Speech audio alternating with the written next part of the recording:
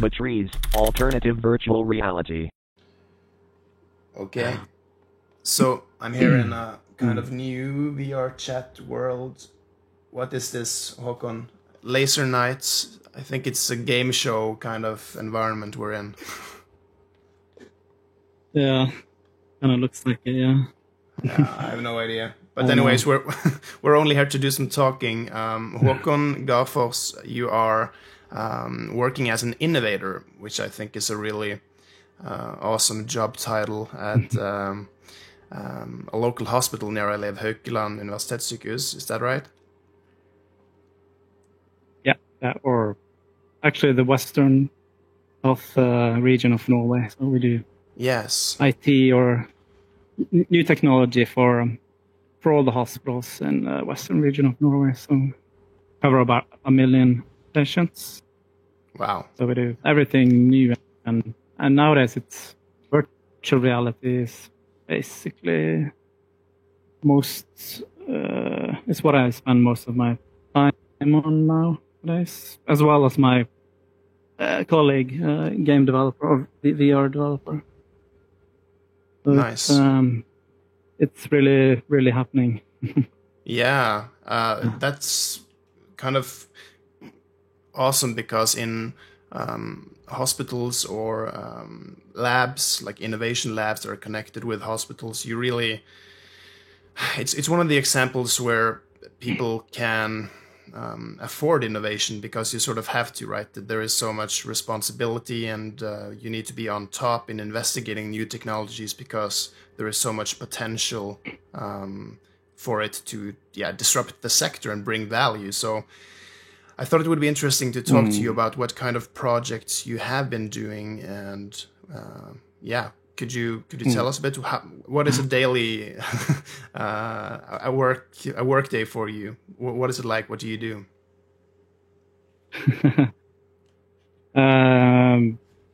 So basically, I'll start with the projects. I think the coolest projects we're doing now is for the Children's Hospital. And we opened up a virtual reality game room, basically a VR treatment room for kids and youths at the hospital. And it's a pretty big room, like 150 square meters. We have two dedicated VR stations where we have about 250 games we use for the kids to play or part of the treatment or exposure therapy or whatever, like their psychiatrists prescribe them. Yeah, that's good. That's very cool. And also we have certain applications especially developed for example, treating psychosis among kids and youth. And this is a game or a treatment game we're developing ourselves in-house by our developer IT department. In collaboration, the hospital is the main actor, and we're helping them with the development. They have the psychosis team, and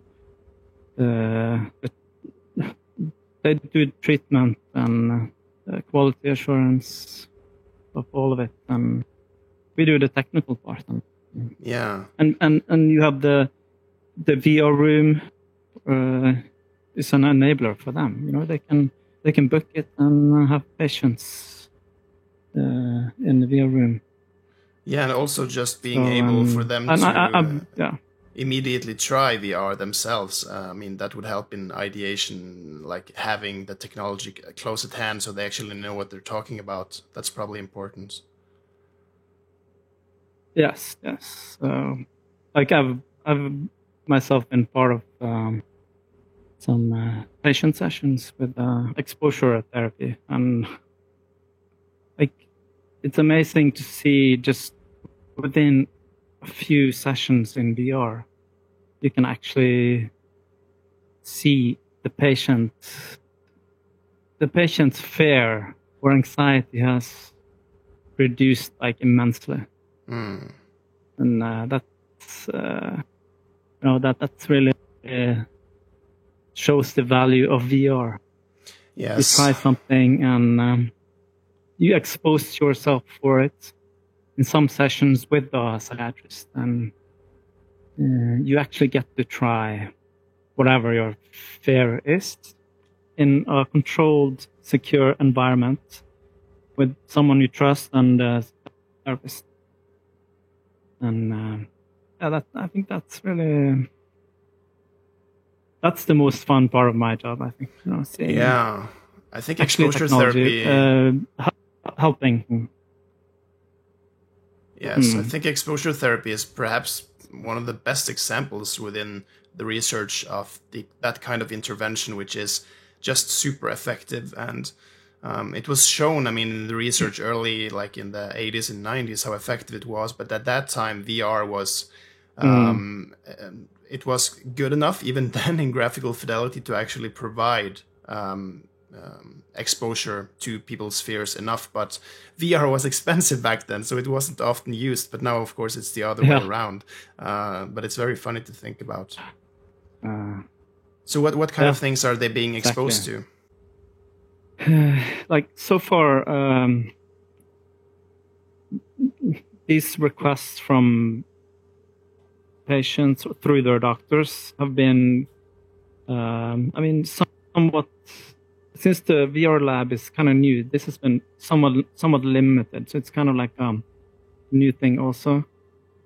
Like I can't really like say all the, because some of these fears are kind of specific.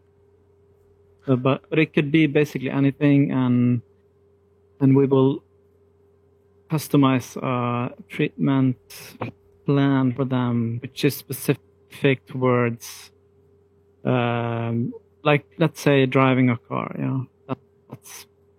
That's your fear. Yeah. I've never thought about this before, but like for that scenario, I would like do. First, like I would do a VR session to get them to familiarize themselves with VR. And we would do a second session, 360 video, just of someone driving a car. This would apply same with a plane or terrifying. And a third, we would do more interactive. Like you would. I would use, we have, it's a game called City Car Driving, which is very realistic, and you're basically driving in traffic, and I think you can even use it for like learning how to drive also. Yeah. So that's so kind of like what so you're customizing. Customizing the experiences and planning for also, individual patients. Yeah, but it can be like we've used existing games. Just downloaded a game and used some of the elements there for the exposure therapy. Yeah, and also 360 videos on YouTube. So that's and also we did our VR developer, he spent a few hours on customizing a scenario specifically for this patient, and and it could potentially be reused also for other patients. And I mean, with Unity or Unreal today, it's relatively easy, or to just cook up something. Yeah. And it doesn't need to be. You can download so much, assets and stuff, which will give you what you need for, making something very easy, and download the whole environment and characters. And we even did this for COVID-19. Also, we made a game for that, basically, for how to Basically take tests, do the swab test of patients, like properly, and also how to dress and undress nurses and doctors. Oh, wow. Basically, in sterile conditions. But I can practice and do this. It didn't end up being used in a large scale since, before summer, COVID-19 didn't really hit us that bad. So. Yeah, in Norway, it's basically not a problem anymore. So, but that's good.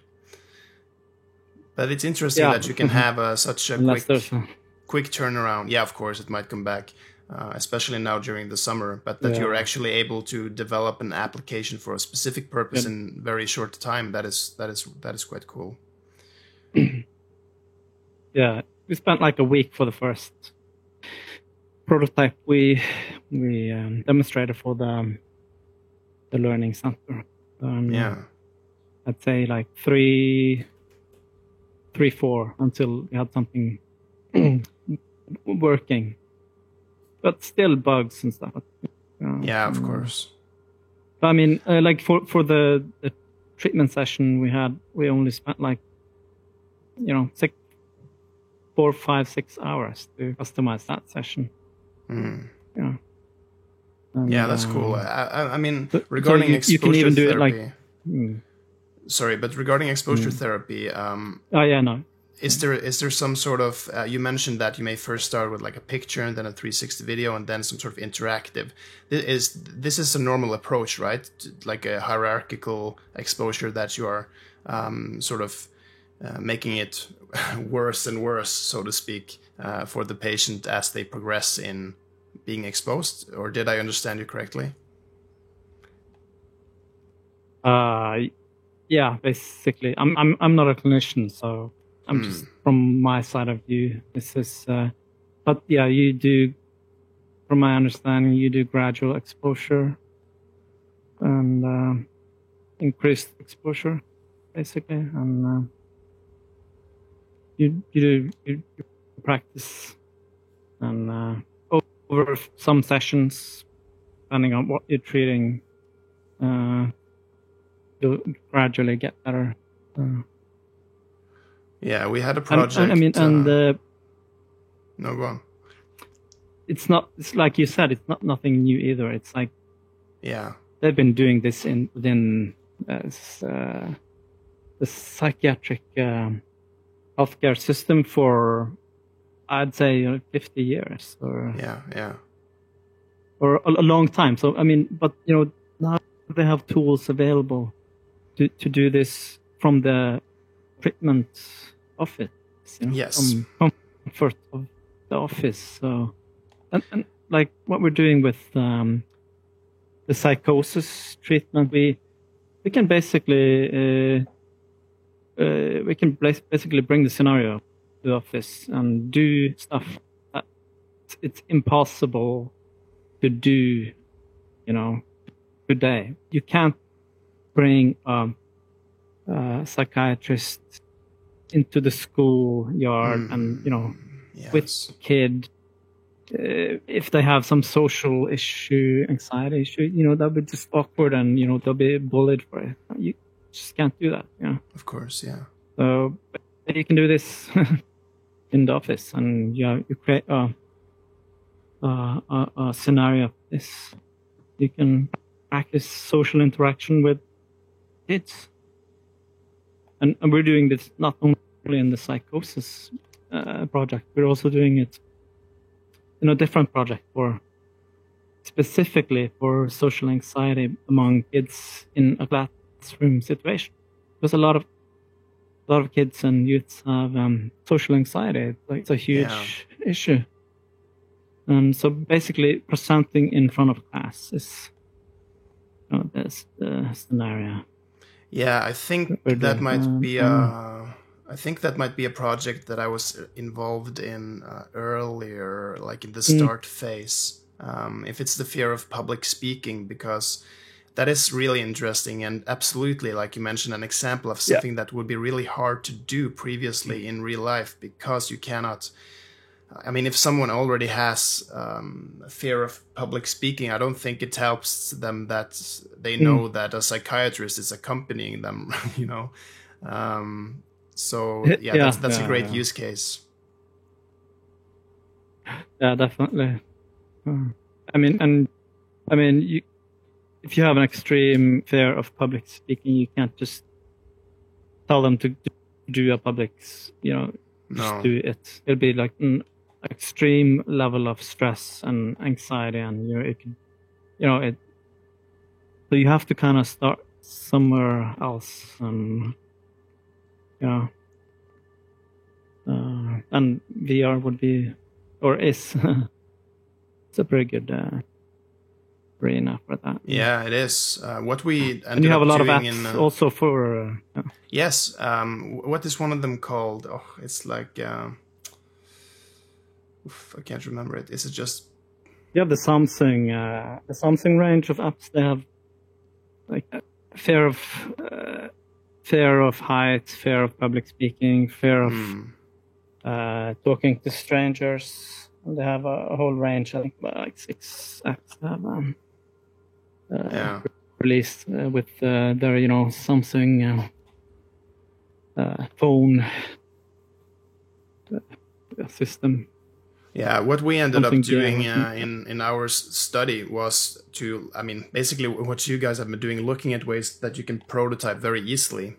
So in our case, it was adolescents who had, or we were designing for adolescents who had fear of public speaking. And what we ended up doing was using 360, basically it looked like that thing down there, like a Vue's 3D 360 camera. And we had actors, participants that were enacting a social scenario around the camera, and afterwards the participant could put this on and experience how it was like to present in front of a class. And one of the benefits of actually using 360 3D cameras is that, I mean, often people in VR, they don't look like real people. They don't look like they have the social cues. I mean, it still works, but we were interested in how you could gain sort of like a social authenticity by using actual real participants. And it worked to the extent that the clinical psychologists that we sort of used to evaluate the software or the videos, even they sort of noticed the tension of speaking in front of these people. So it's definitely a great way to stimulate that kind of thing that they are afraid of. Yeah. I agree. Definitely. What do you do with the psychosis? 360 is, you mean the game that we developed? Yeah, I saw some in the news not too long ago. Yeah, I mean, it's like I said, you kind of like go into a scenario, like for example, interacting with your classmate at school. That's one scenario, and basically do that scenario, practice the social bit of it, and it'll decrease your anxiety and chance of triggering a psychosis, will decrease. Oh, okay. Because from my understanding, it's a lot of stuff during a day will cause anxiety, and there are many actors contributing to this. It could be like any social setting, and if you lower those triggers, the chance of triggering a psychosis is also lowered. Yeah, that makes sense. So you practice those scenarios that are tough for you. That's cool. I've also read a study about. So, and this is in. Yeah, sorry. I just read a study about people that experience psychosis, like having, voices or other personas that they are hearing inside their heads and sort of are being exploited by and misused, and people who have been really suffering from this for many, many decades. And in this case, they basically personified this voice and made it into like an avatar or like an NPC in a video game, which they were able to confront. And just having this as sort of an embodied thing, making the demon real, actually lessened their symptoms because they were able to confront it as more clearly. That's so fascinating. Yeah. That's really cool. Yeah. Yeah, sort of imagine what kind of...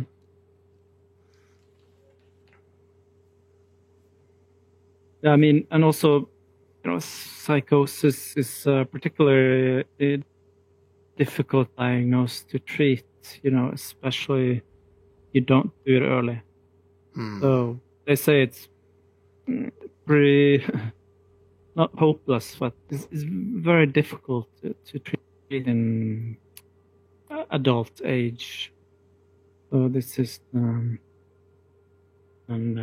so it's particularly important to do this early on, before it with the kids or in youth stage. So, yeah, that probably goes for also, a lot of things. Yeah, for sure. Anxiety too, and depression and all kinds of stuff. And also, I mean, the 360 we've done a fair bit of 360 we've done in Stavanger, also within psychiatric, but for adults. And it's for the ambulance service in Stavanger. They basically do 360 filming of scenarios that they want to train on. Like, for example, it could be like picking up a patient with a psychosis or intoxicated, violent patients. They have suicidal.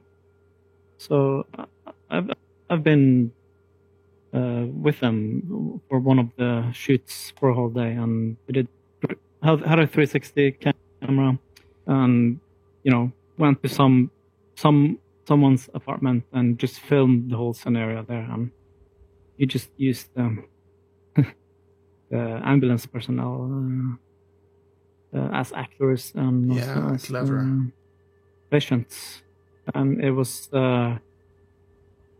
really realistic, and because they've been in those types of scenarios in real time, so they can play it easily, and they can also try to convince them, and so they just do it with no script.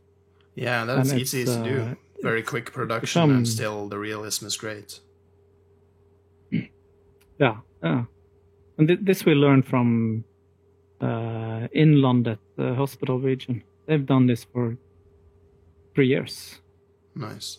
So we basically just did what they're doing, and with our own scenarios. This is integrated into their training. Also, they have 10 Oculus Quest headsets. Yeah. With travel kits, and they travel around, have sessions, or they have sessions at the psychiatric ward, and so they do training of personnel through this. I think they have now 12 videos of different scenarios. That's cool. And we're doing. We did a shoot now just before COVID-19 hit. We did for a surgical ward also. Basically, did a 360 film shoot of a surgical training session. Yeah, that's a good example to haven't- talk of. Like, I mean, you have the benefits, of course, being the more extreme visual fidelity, but in terms of interaction, there are some difficulties when the video comes into play. Yeah. I mean, I'm a big fan of interactable games. Like, you know, you can. But also, I've learned 360 is more than good enough for a lot of things. And the most importantly, you know, these guys in Stavanger at the ambulance crew there, they did all of this by themselves. You know. Wow. Yes. I think That's I amazing, remote actually. control their computer once because they had some performance issues with video editing. It was like, you know, and also I helped them, you know, buy the correct 360 camera and external microphone to get proper audio, which is important for 360 VR, and also the you know the headsets, and like kind of I'm part of the project team, so I'm there sometimes, but you know they do all the shoots themselves, and all the video editing. So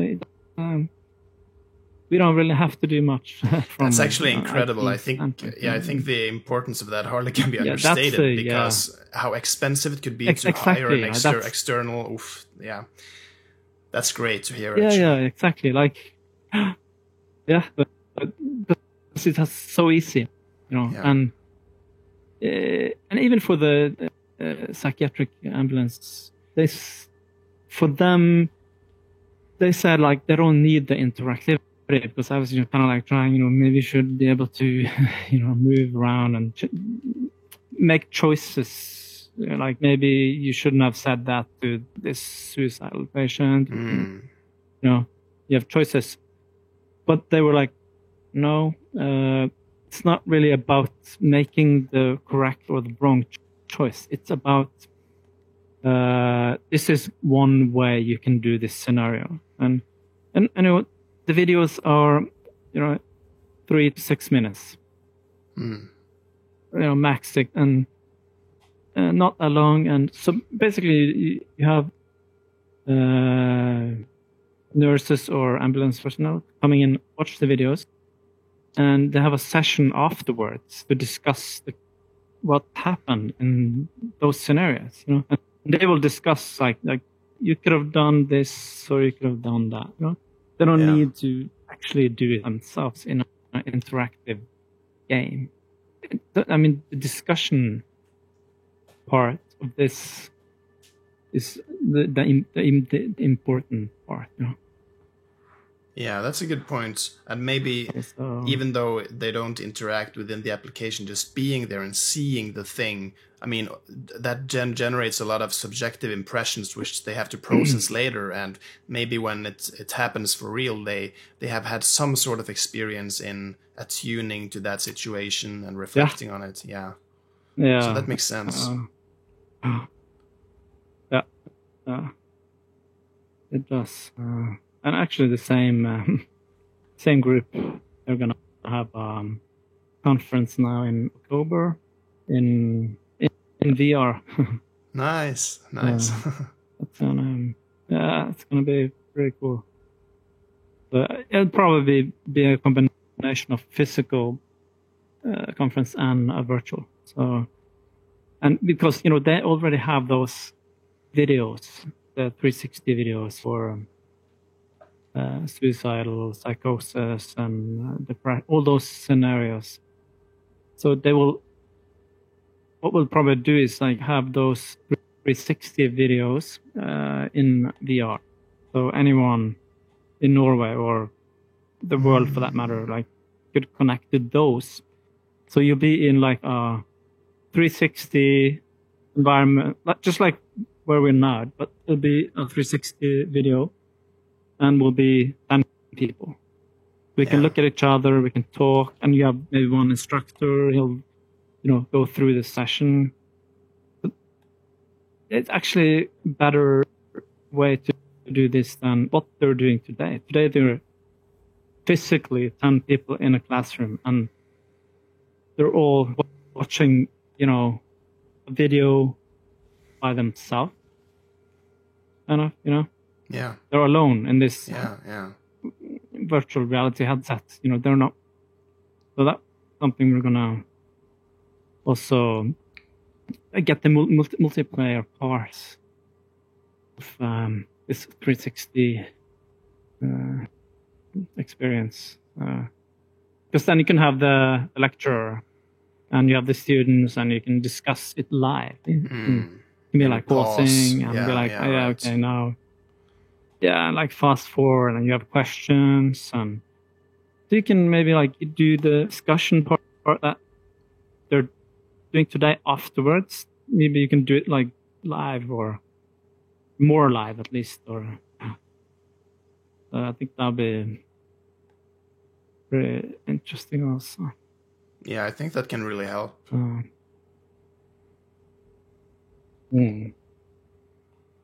So is there anything else that you haven't mentioned that you've been doing, or do you have any plans of something?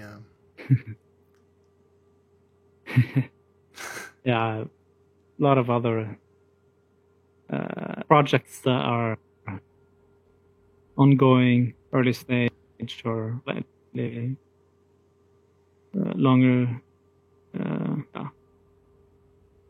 But we're doing some rehabilitation, basically kind of similar to what we're doing in the Children's Hospital for the VR room. It's rehabilitation using games, basically, for patients with their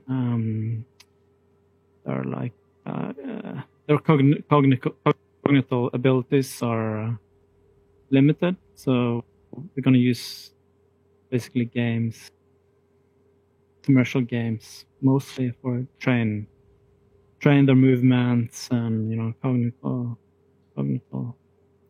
So are the doctors prescribing Beat Saber? Basically, but yeah, this is a physiotherapist. So, yeah. And yeah, this is a early stage project we're doing, and now we have a lot of initiatives, and we don't have as much time now to kind of explore VR and as before. And now it's more we're doing a lot more traveling and to our clients, customers, or basically we're an internal IT department in practice, but you have 30,000 users. And we do a lot of sessions we're consulting them basically on VR, like how to get started, like what kind of apps to use, and what's there today, how can you set it up, and also technology maturity training. Some part of my job, I get invited or invite ourselves to different departments at Hustle, where we think it has a real potential to virtual reality. Because most people don't really know about it. Like, of course, kids and younger people, semi-young like myself, they didn't know about it, but a lot of people haven't tried it properly. Yeah, that's important to understand what it's all about. And we do demos like this, and we show them, kind of like what we think.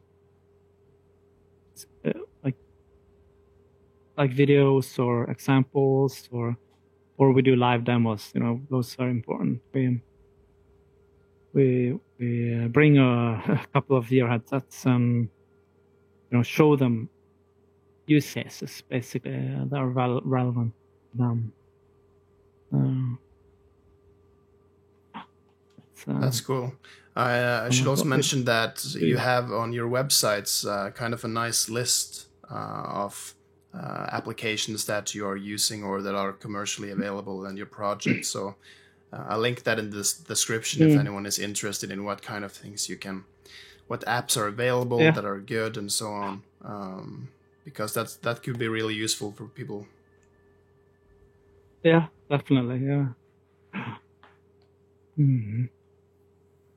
Well, okay. It was really nice talking to you. I have a meeting in about 10 minutes. You too, Joachim. It was really cool seeing you, and thanks for the introduction. A lot of cool stuff that you have going on. Yeah, thank you too. All right. See you. See you around. Bye.